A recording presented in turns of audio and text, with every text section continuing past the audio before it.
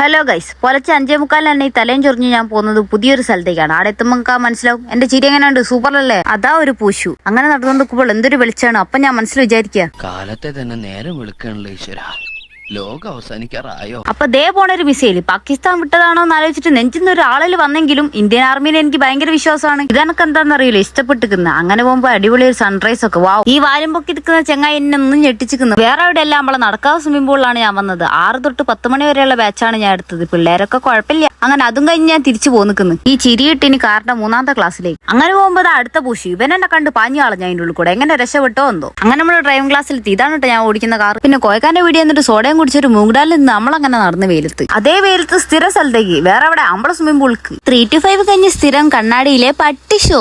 ഓഫീസിൽ കുറച്ചു നേരം ചൊറിയും കുത്തിരുന്ന് ഇറങ്ങിയപ്പോ ഇതാ അടുത്ത പൂശു. അങ്ങനെ ഞാനും അമ്മയും ബാക്ക് ക്യാമറയിൽ ഒരു പോസ് വിട്ട് അമ്മ ഒരു വിക്ടറി ഒക്കെ കാണിച്ചു. അപ്പൊ അതാ വീണ്ടും പൂശു. ഞാനൊരു പൂച്ചപ്രേമി ആയതുകൊണ്ടാണോ എന്നറിയില്ല, വീണ്ടും ഞാൻ പൂച്ചേനെ തന്നെ കാണുന്നു. ഇത് പിന്നെ ഒരു ഗർഭിണിയേനും കേട്ടോ. അങ്ങനെ റേഷൻ കടയിലും പോയി. പിന്നെ നമ്മൾ കോയക്കാരുടെ വീഡിയോയിലും പോയി. 5 മിനിറ്റിന്റെ ദൂരത്തിന് 30 റുപ്യ മുടക്കണമോ എന്ന് ചോദിച്ചിട്ട് എന്നെ കൊണ്ട് അരിയായിട്ട് നമ്മളെ വീട്ടിലേക്ക് നടത്തും. ഒന്ന് സൂപ്പർ മാർക്കറ്റിലും കയറി. അപ്പം ഇന്നത്തേക്ക് ഇത്രയുള്ളൂ ഗൈസ്, ബൈ.